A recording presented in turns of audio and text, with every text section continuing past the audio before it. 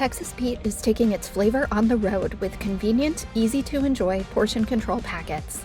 Whether it's a Texas Pete dip cup or sauce packet, your customers will be able to enjoy bold flavor for a better on-the-go dining experience, anywhere, anytime. Ask your broker for the #1 portion control hot sauce or visit TexasPeteFoodService.com. What's up, everybody? Welcome to another episode of Extra Serving, a podcast from Nation's Restaurant News. I am Sam Oches, editor-in-chief at NRN, joined once again by my esteemed colleague, executive editor, Alicia Kelso. Alicia, welcome. Hello. Alicia, busy times. We have a lot to talk about today, and we have an exciting reveal today. We're going to save that for a little later in the podcast, but we've got to get to, it is continued to be what feels like the longest earnings season of all time. I don't know. These always just drag out weeks and weeks and weeks, and you find all sorts of fun things about these companies. And once again, we have sort of a roller coaster to cover with some of these earnings, but we've got to start with your trip to New York this week. You were in New York to cover Taco Bell's Live Más Live event. Tell me more about that. Second annual. I went last year in Vegas. This year was a little bit different in that the company had like a sort of an investor day in the morning in which, you know, the Yum Brands brass and Taco Bell brass presented the sort of the business side of it. And then at night, like they did last year in Vegas, opened it up to menu reveals for the year. So drinking from a fire hose in terms of information. I'll try and be succinct, but there's a lot there. The biggest theme I would say laid out by, especially by CEO Shapour Nejad, was basically Taco Bell is kicking ass.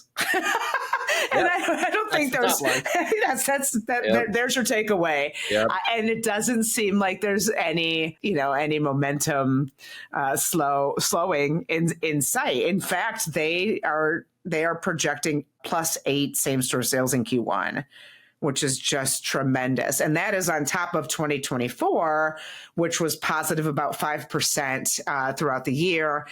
I think you'd have to go back, the pandemic aside, you'd have to go back to like 2011 or 12 to find a negative same-store sales year with this company. Just a case study in consistency and execution. And what's really, really cool is not only is it consistent, but they're pushing the gas on a lot of things. So the big idea for Live Más Live, again, is this menu reveal. And they are projecting twice as many menu launches this year as last year. And last year, I believe, was a record. Amazing. So just an astonishing pace. You know, things like the toasted cheddar street chalupa's Casey crispy taco. It was a shell made out of cheddar. I got to eat all this, by the way. So delicious. They had these rolled poblano quesadillas, which I'll think about for a while. Baja Blast Midnight. So they have an iteration of their famous Baja Blast. They have this ube cookie that was to die for. They have, their Mexican pizza is wildly popular. They'll probably do that as like mini empanadas this year. Lots of sauce and dipping opportunities. The one thing I gather, two things that I gathered that they're going to lean on in particular are beverages. As we know, they launched Live Más Cafe in a single restaurant in December, and they would really like to ramp that up significantly this year, whether they do it the same way as sort of like a off to the side in a restaurant or in a way that's kind of like the McCafe where they have, the platform added to the existing menu. And then the Cantina chicken platform is another major focus. They're talking about shredded beef, carne asada added to that platform that has been wildly successful in getting new and lapsed consumers. And it just a huge, I think it was $6 more average ticket for those Cantina customers. Other things, lots of operational initiatives to keep pace with this. Digital is obviously a huge focus. Taco Bell has the most technology solutions integrated within its system, within that Yum Brands Bite system that we talked about a few weeks ago. Things like a point of sale system. AI at the drive-thru has been really successful so far. They've tested it in about 500 company-owned restaurants and are excited to roll that out at a broader footprint. Just AI in general, there's a lot of references to AI. So lots of cylinders are being fired here. Loyalty is a big upside. I mean, like I said, drinking from a fire hose. The big narrative is the menu unveil, though. I mean, it's an amazing thing to consider that they had a record number of menu rollouts last year and they want to double that. And especially as we may talk about later on in the episode, some other companies going the other direction with menu, of course, Starbucks being the biggest among them. But Taco Bell occupies this rarefied air. It has this unique, unfair advantage where its menu rollouts are events. And that is something that you cannot say for most any other restaurant company out there. You have some moments like you have Popeyes with its chicken sandwich, for example, or Chili's with its triple dipper maybe. But when you look at Taco Bell, every single menu rollout they do, they have that luxury of the public will eat it up figuratively and literally. And so to have that as a marketing tool, an arrow in your quiver, so to speak, why won't you use that over and over again? Because if they can play that up every single time a new menu rollout comes out, they get this burst of momentum, this burst of energy, this excitement, and this attention, then you might as well hit that over and over and over again. So I can't blame them for doing that this year and doubling their number of menu rollouts. And as I think you can attest, Alicia, they have the attention of that ever important Gen Z influencer, which I know was kind of crazy at the Live Más event, right?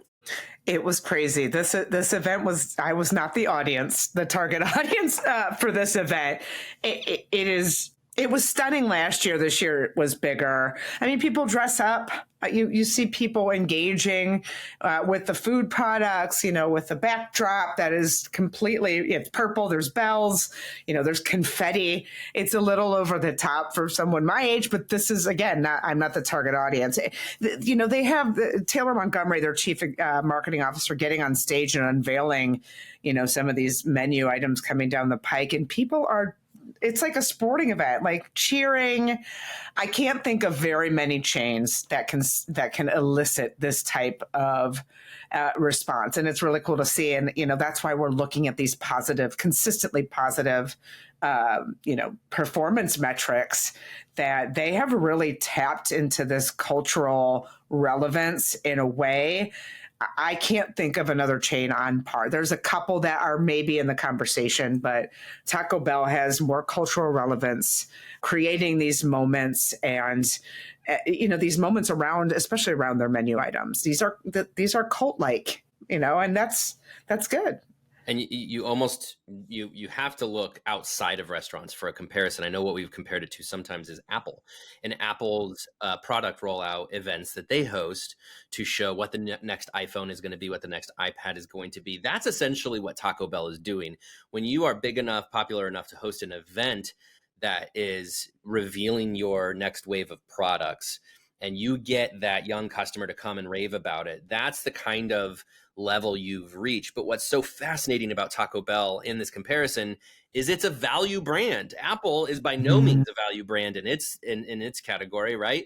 It is more seen as luxury.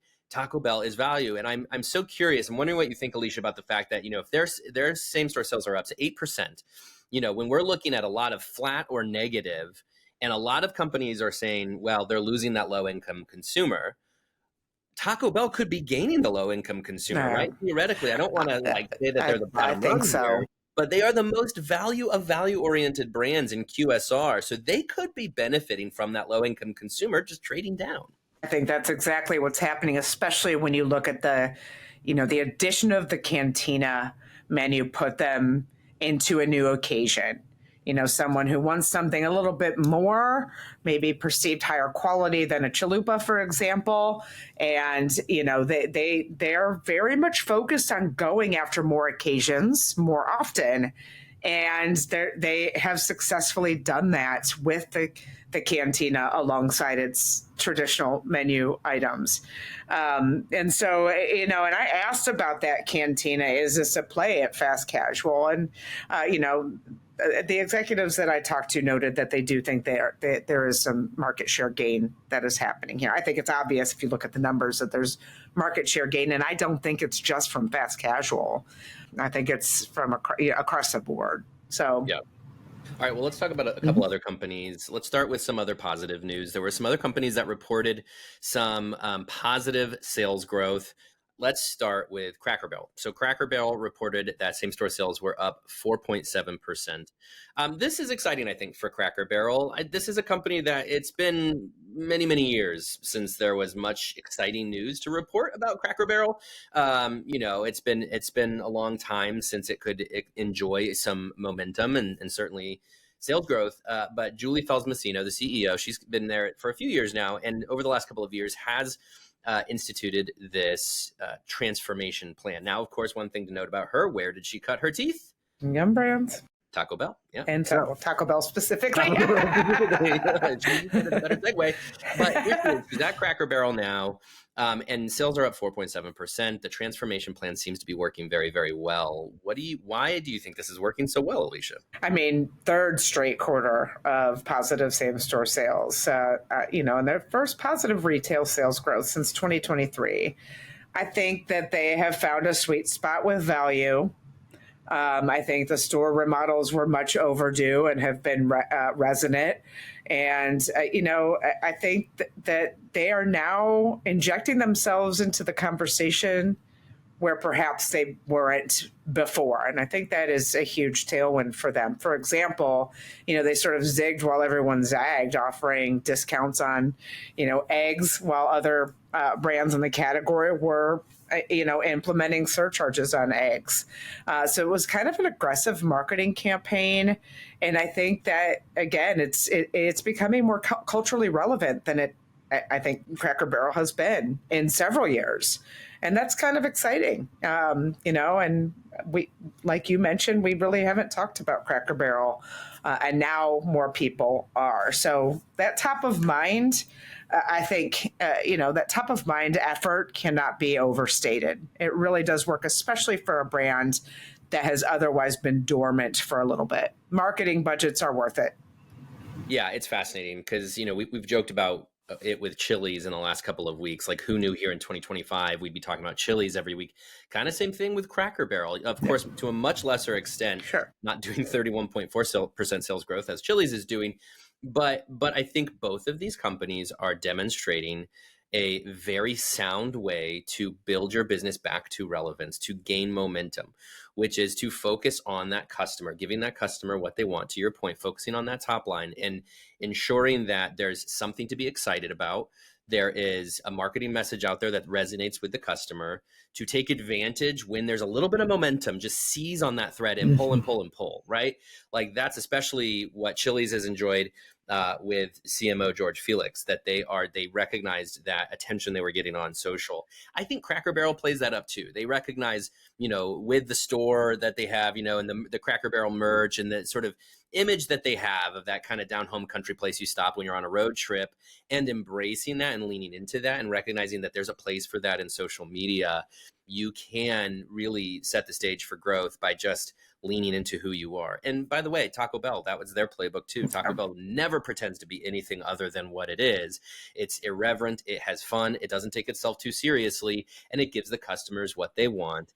And it rides that for a long time, as Taco Bell is doing. And I think Cracker Barrel could be finding that out now here in 2025 as well. Yeah. Pouncing on the egg surcharge conversation was brilliant. That kind of underscores what you're saying about that cultural relevance. It was quick.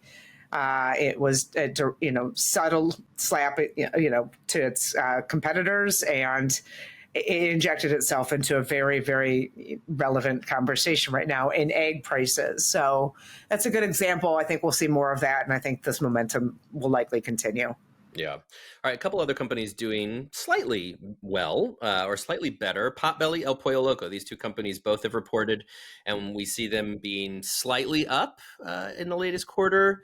Is there anything in particular from those two companies you would call out? El Pollo Loco, comp sales up 0.5%. Potbelly, same-store sales up 0.3%. So flattish. Potbelly notably was lapping a really big year last year, which was up 6.3%. Both of these companies are pressing the gas on menu innovation, significantly pressing the gas on menu innovation. In fact, Potbelly has, a new pork platform, new beverage platform, tons of stuff with sauces. Liz Williams, the chief executive officer at El Pollo Loco, has mentioned that this is going to be, really robust year for the marketing calendar, for menu innovation. And so I think there's a lot of upside here. What I like, margins that both companies are up. They're finding, efficiencies and things like labor scheduling and pricing. And I think that there's an upside for both companies when things settle down, hopefully, Q2 and beyond, latter part of this year. The foundational pieces are in place at both of these companies to have a pretty decent year this year, I think. Liz Williams? What's another thing about Yum Brands? Yeah, there's the Taco Bell. There's a theme. Yeah, and it's we laugh, but you see the Taco Bell family tree, correct, is pretty insane, and it moved to Chipotle and then on to Starbucks now, right? Like this is, and the broader Yum family tree, as you know so well, Alicia. I mean, it's incredible. Kevin Hochman. I mean, come on, like the amount of talent in this industry that comes out of that organization is truly impressive. And it's so fascinating to see these people go to other companies and take that magic with them. Now we have to talk about a company that is not doing as well, and that is Dine Brands. So Dine Brands, Applebee's and IHOP both down. Applebee's is down, did I see 4.7? So it is down as much as Cracker Barrel is up. And IHOP down 2.8. Both companies believe that they're losing that low-income consumer. That's the trend here, right? Yeah. What else could be going wrong at Dine Brands? Yeah, well, I think that it is a really important highlight for both of these companies. I think it was about 3/4 of their customer set is from households $75,000 and under. And we've been talking about the erosion of the low-income consumer for well over a year now. So I think that disproportionately hits a casual dining brand that over-indexes with them. Both have put forth new strategies on their value platforms to try and gain some more traction here. And both have, some pretty ambitious turnaround ambitions for this year. Applebee's is expecting to finish between -2 and +1, and IHOP is expecting to range between -1 and +2. So that's a turnaround from Q4 if it comes to fruition. What Applebee's is focused on most is their marketing. Again, that value platform. It made an adjustment in Q3 last year to become more holistic instead of these sort of one-off LTO launches. They're going to focus a little bit more on injecting themselves in sort of real-time cultural conversations via social media. They're also, I think this is incredibly notable, getting really aggressive on remodels. So they launched a new reimaging program called Looking Good. And the idea is to revamp multiple Applebee's so they can better meet customer expectations. They're offering an incentive to get franchisees to sign up. Dine Brands took ownership of about 50 Applebee's restaurants toward the end of last year to sort of kickstart this program, so they have skin in the game.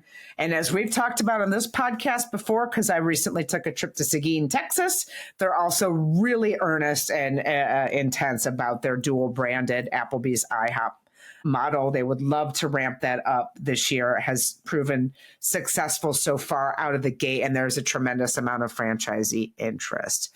So we will see if these turnaround plans gain any traction. They're due. Applebee's, I think it's been nearly 2 years since they were positive. So we'd love to see that change. And to that point, we've talked about it over the last couple of weeks, that this industry is cyclical. This industry, there is ebb and there is flow. And I think it was last week that I mentioned, when you have somebody winning, typically it's at the expense of somebody else losing. And I think we could be seeing some of that between Applebee's and Chili's, which are very much direct competitors. I just think as Chili's is out here killing, unfortunately for Applebee's, that could be an occasion they're losing to Chili's, because there are plenty of communities that have both of those restaurants. But yeah, just because it could seem doom and gloom at a company today doesn't mean that in the next year or two, we start to see them build that momentum and come back. Now, it can take a while. As I was talking about with Cracker Barrel, it's been a long time since that brand has had any kind of momentum that we could get excited about. But again, if you keep at it, you keep trying, new strategies. You don't want to go through a transformation plan every other year. The goal is not to have a 5-year plan that in year 2 you abandon and try a new 5-year plan. The goal is to stick to something, be consistent, build your plan and stick to it. And if you can do that, this industry has proved that you can come back, you can build that momentum, and you can be the one that's like Chili's in the headlines where everybody's raving about you and the influencers all want to go there. But unfortunately, you're just going to also have these seasons where there is that ebb. And as we've also talked about, this has been a particularly brutal first quarter. Brutal. You see everything going on from sickness to weather. It's been a tough couple of months. And so my advice to all of you restaurateurs, and certainly to anybody within Dine Brands, is, hey, hang in there.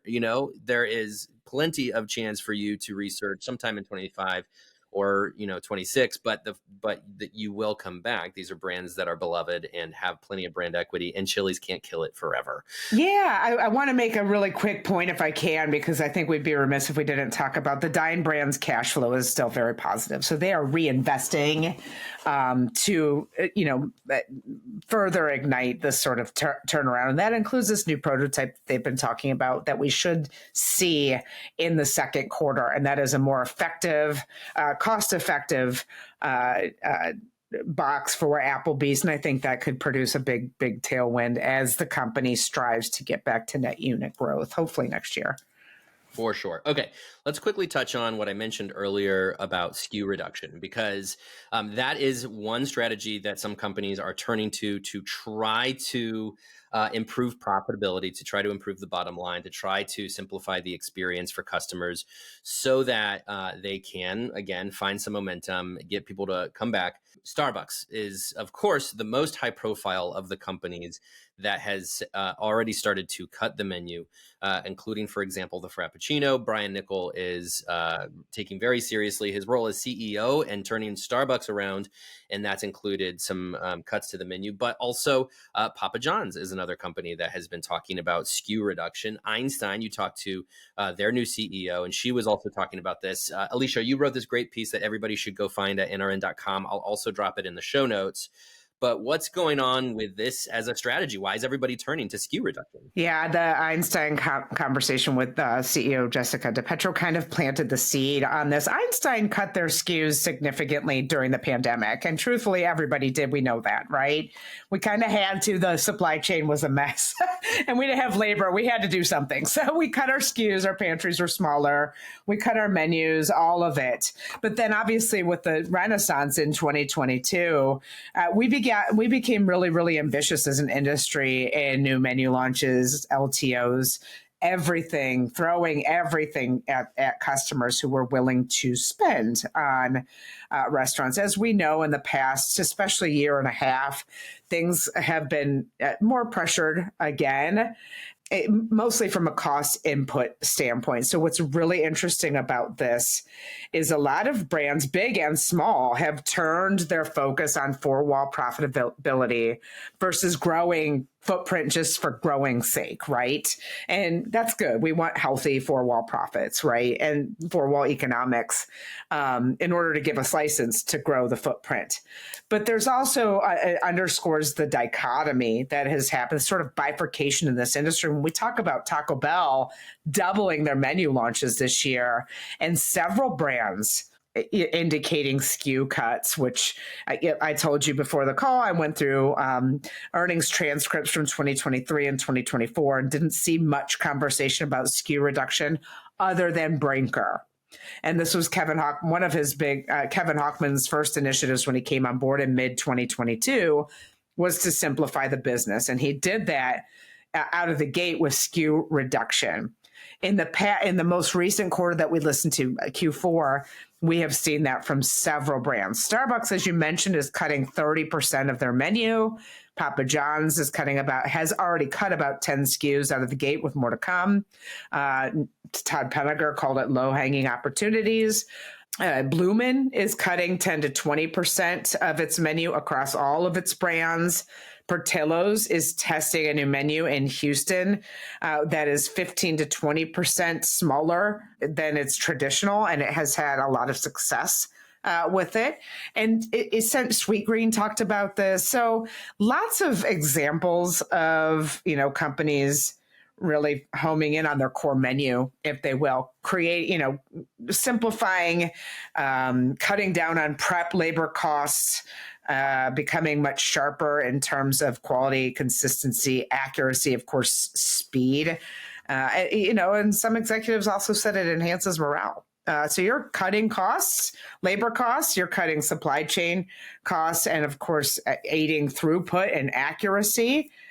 There's a lot to like about it. But again, it's finding that balance because a lot of, as Taco Bell executives mentioned, customers want more now. So I don't know what the answer is, but it's got to be a concept by concept, strategy. And the concepts that we talked about in this article obviously found plenty of room to cut their pantries in double digits in most cases.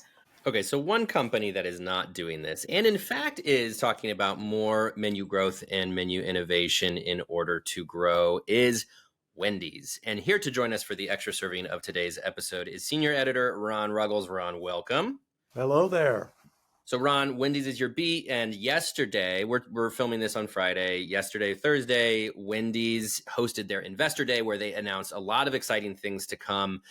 But let's start on the menu part of this. Alicia and I were just talking about her great piece for NRN that is on SKU reduction and how several companies are cutting the menu or cutting back on SKUs in order to enhance profitability and try to simplify things. Wendy's is not really doing that. They seem to be maybe going in this other direction. Start with the menu and what you heard from them yesterday during their Investor Day. Marketing-wise, they are looking at three categories: families, Hispanics or Latinos, and Gen Z. They see those three categories as their real target. They're bringing on Takis, the snack item this summer.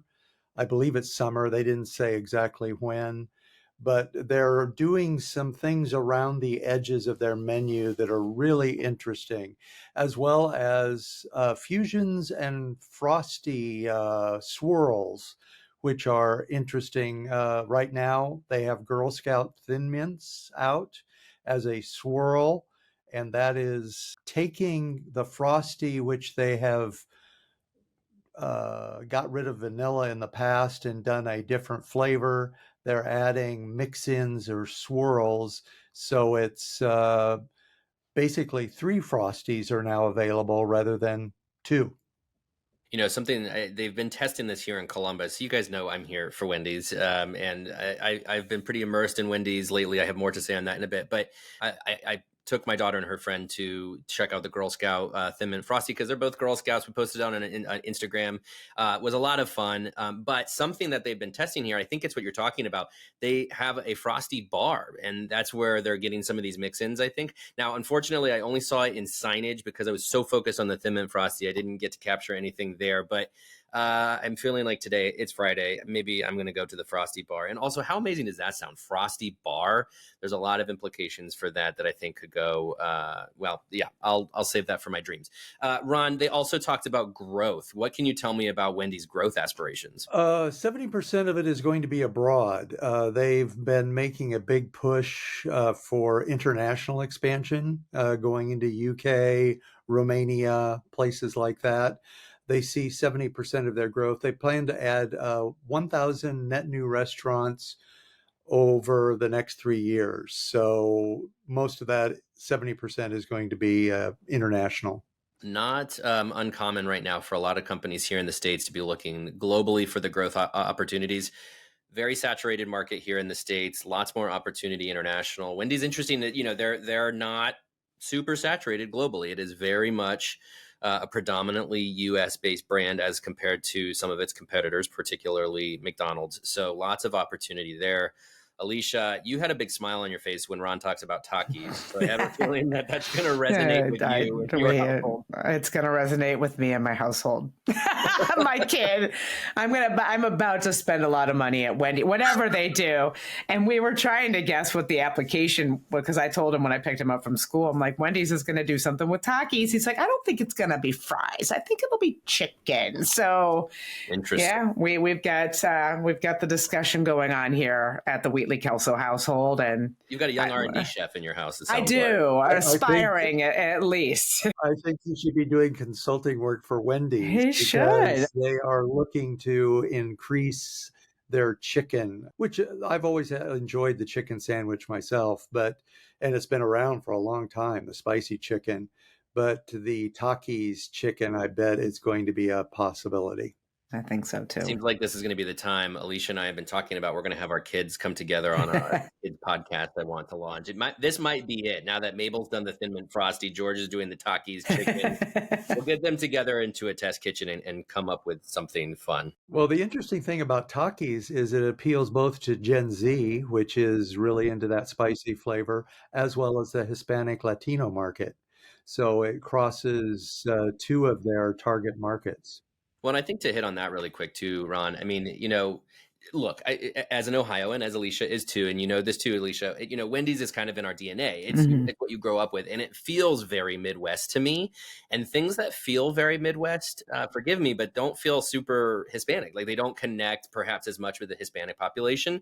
So it's really fascinating to see them go that direction, and super smart to see them go that in direction. But also that Gen Z piece, because Alicia and I were talking about her time with Taco Bell and Live Más Live and how much it has built almost a cult among Gen Z, especially with social media. Ron, did Wendy's touch on how they plan to connect with Gen Z outside of their very successful Krabby Patty, SpongeBob SquarePants activation last year? Did they share how they plan to connect more with young folks? They didn't offer specifics, but I think generally because Wendy's is so hot on social media, I think you can see that as one of their marketing prongs in the future. Okay, this is the part where I get to do my big reveal, which is, so this episode drops on Monday, and it will be the same day, I think, hopefully, of a new platform that we are announcing for NRN, and it is called Signature, and it's a new CEO series that we've developed here at NRN, and it is 6 issues this year in 2025 that we are releasing in partnership with our friends at the Coca-Cola Company. And it is featuring the CEOs of 6 top 50 restaurant companies. And we're going all out with them. They're going to be on the cover of the magazine. I am going to travel to these CEOs and sit down with them inside one of their restaurants to get to know the CEO. And I tell you, the whole reason for this is because the CEO, obviously the most important person at that company, particularly today, as culture means everything, and culture really starts from the top. And the tone that a CEO sets in a company that does $14+ billion in sales, as Wendy's did last year, the CEO has a lot of power over not just what happens at the company, but over how America eats. These are very important people that we tend to only hear from in sound bites and on earnings calls. So our Signature series is designed to get to know them a little bit more as human beings. And if I haven't spoiled it enough yet, our first is Kirk Tanner of Wendy's, CEO. He started in February of 2024, just celebrated a year on the job, and right around his 1-year anniversary, I sat down with him in a restaurant here in Columbus, right across the street from their headquarters, to get to know him a little bit better. So if you're listening to this on Monday, but certainly if you're listening to this on Tuesday, it should be up now. Go to nrn.com. If it's available by the time we post the episode, I'll put it in the show notes, but you will see it if you go to nrn.com. You can check out my interview with Kirk Tanner, CEO of Wendy's. By the way, I asked him fun questions too. It's not just the boring CEO stuff. I asked him what the last show he binged was. I'm not going to say what it was because you got to go check it out on the video. I asked him what his favorite sports team was, what he does on airplanes. We had a good time. We have 5 more of these coming out in 2025, so follow along at nrn.com to find out who else will be joining us for the Signature series. And I think that is a wrap. Before we roll into our interview for today is Shapour Nejad of Pizza Guys, who is talking with our colleague Leigh Zinsmeister. But before that, I just want to say thank you, Ron Ruggless, Alicia Kelso, for joining me on Extra Serving. Thanks for having us. And I look forward to reading the Wendy's article. Thanks for the plug, Ron. Shapour of Pizza Guys, you founded this brand 40 years ago. Can you give me the elevator pitch on what Pizza Guys is and where it's at right now?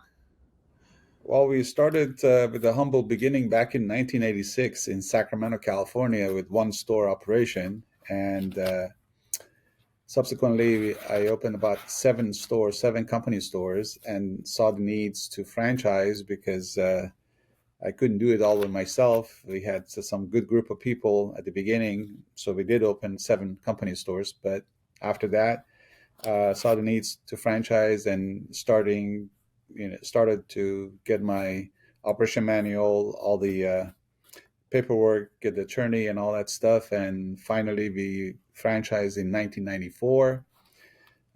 We've been very successful with organic growth that we had for a long time, empowering our employees, their families, their friends, and people like that. And then uh, right now we have 94 stores open in California, Nevada, and we have our first stores going to be open pretty soon in uh, Dallas, Texas area.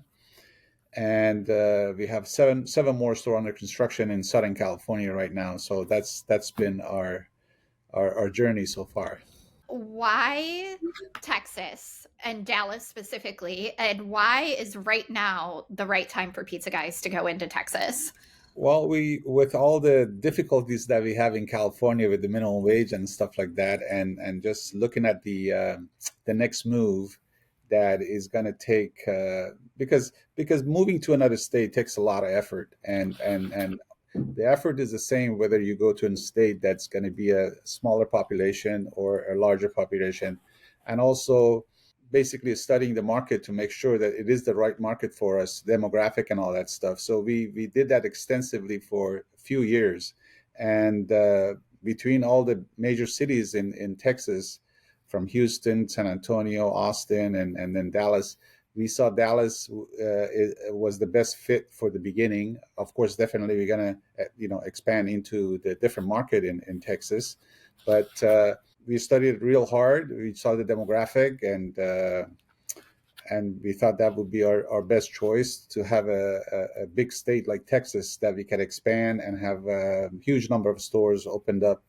over there. And we had a lot of good candidates that contacted us about coming to Texas. So that was all the reasons. Yeah. What do you look for in a franchisee, especially when you're moving to a new market? And how do you support those newer franchisees as they start growing their business? Well, the major thing is that we're looking for franchisee that wants to be hands-on at the beginning, at least for the first couple of stores. They have to have the passion for the business, that they have to be hands-on in the operation, not necessarily making pizzas, from morning to night, but definitely be hands-on in the operation.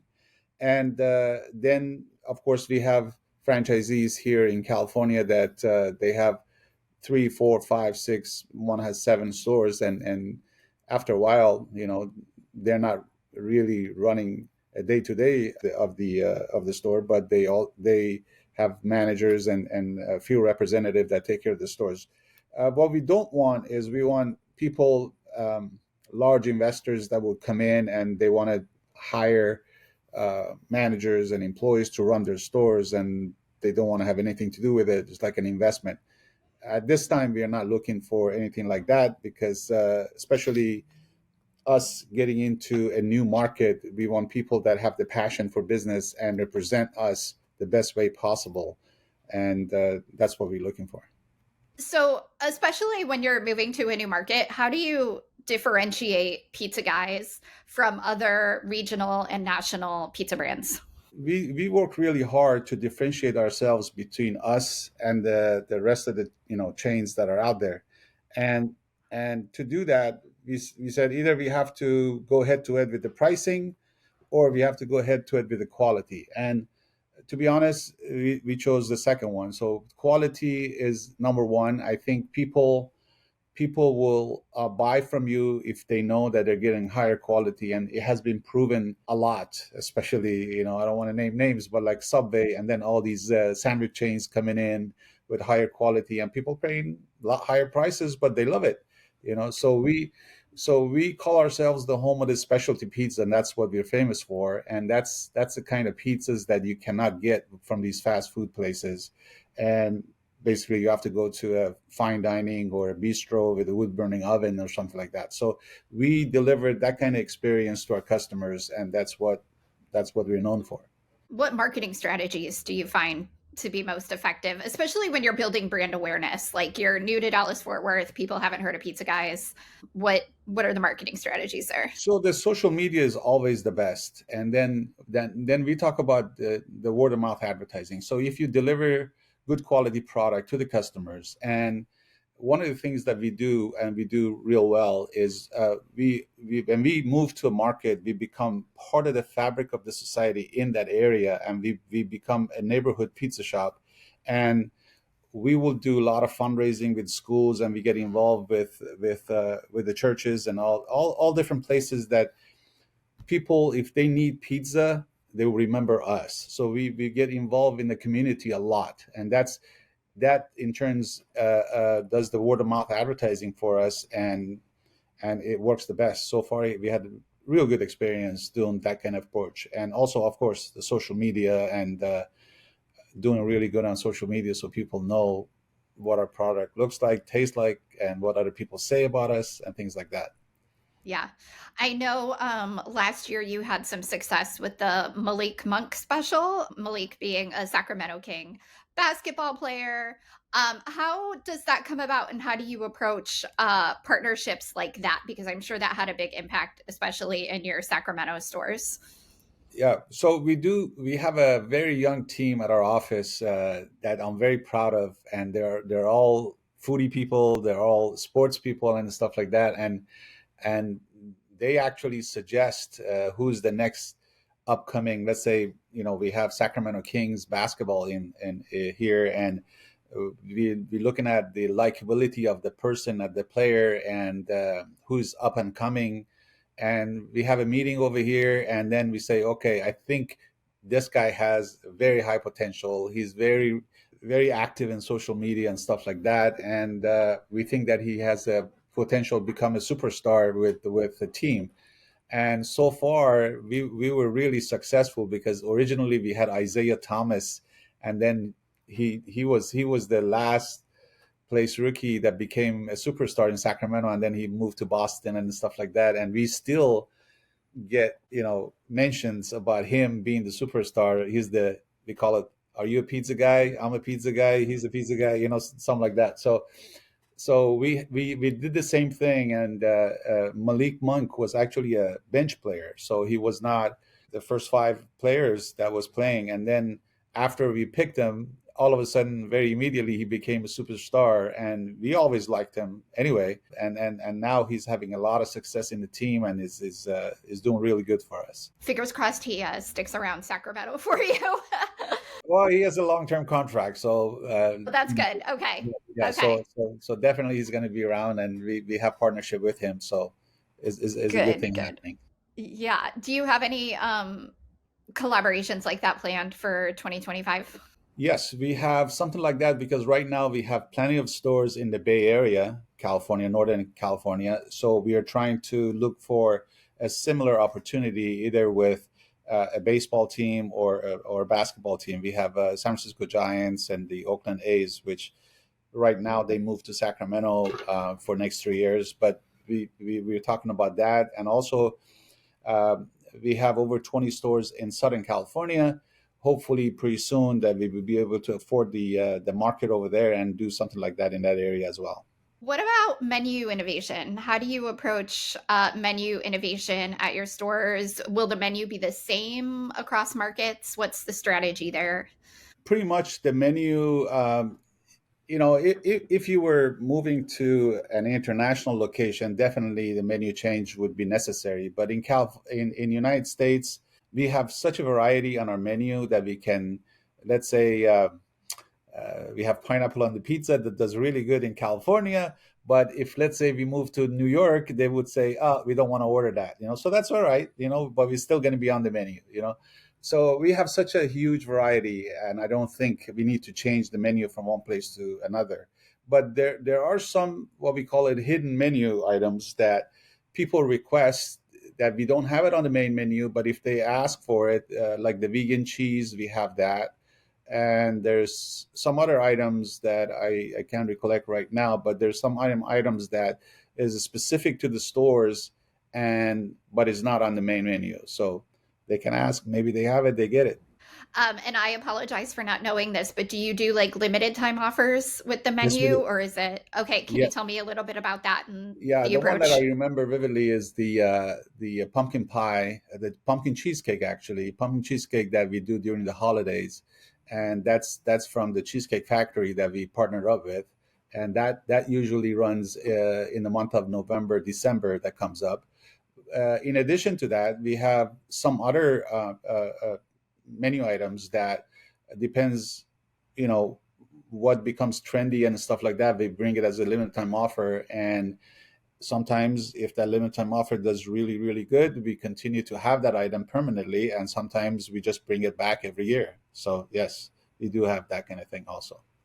Excellent. So where do you see Pizza Guys in 5 years? Are there more new markets ahead of you besides Texas? Like, what's in the works? Definitely, the Texas is going to be a huge market. As soon as we open the first one, which is going to happen pretty soon, we will definitely expand into all the major cities in Texas, and that's going to be we estimated right around 200-300 stores that we can open in the entire market. Texas is huge, and after that, we don't like to jump too far. Let's say from Sacramento all the way to Florida or New York, because for us the most important things is franchisee support. And if we don't have the means to support the franchisees, it's going to be very difficult.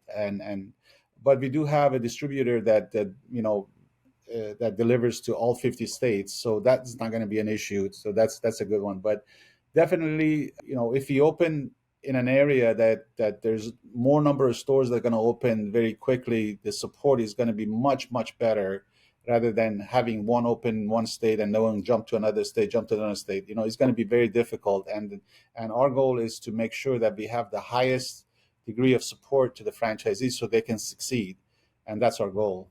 And for that reason, we're gonna expand from one state to the next door, that kind of thing, and not jump all the way far away from where our base is.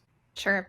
And finally, most of my audience is emerging restaurant operators themselves. So if you could give one piece of advice to someone who's just getting started, what would that be? Well, one piece is not going to do it. Well, the first thing I say, you should care about the quality of your food, and you have to have the passion for the business. And if you're thinking of the business just like an ATM machine as an investment, that's not going to work. You have to have the passion for the business, and you have to give back to the community. And in order to do that, first you have to have good quality food that you're proud of, and you can do it consistently. You can have great people, trained people that can deliver your quality food to the customers. If you do that, you're going to succeed no matter what. Otherwise, don't get into the business. That's great stuff. Thank you, Shapour. Thank you for your time today. Absolutely, my pleasure. Thank you. Texas Pete is taking its flavor on the road with convenient, easy-to-enjoy portion control packets. Whether it's a Texas Pete dip cup or sauce packet, your customers will be able to enjoy bold flavor for a better on-the-go dining experience, anywhere, anytime. Ask your broker for the #1 portion control hot sauce or visit TexasPeteFoodService.com.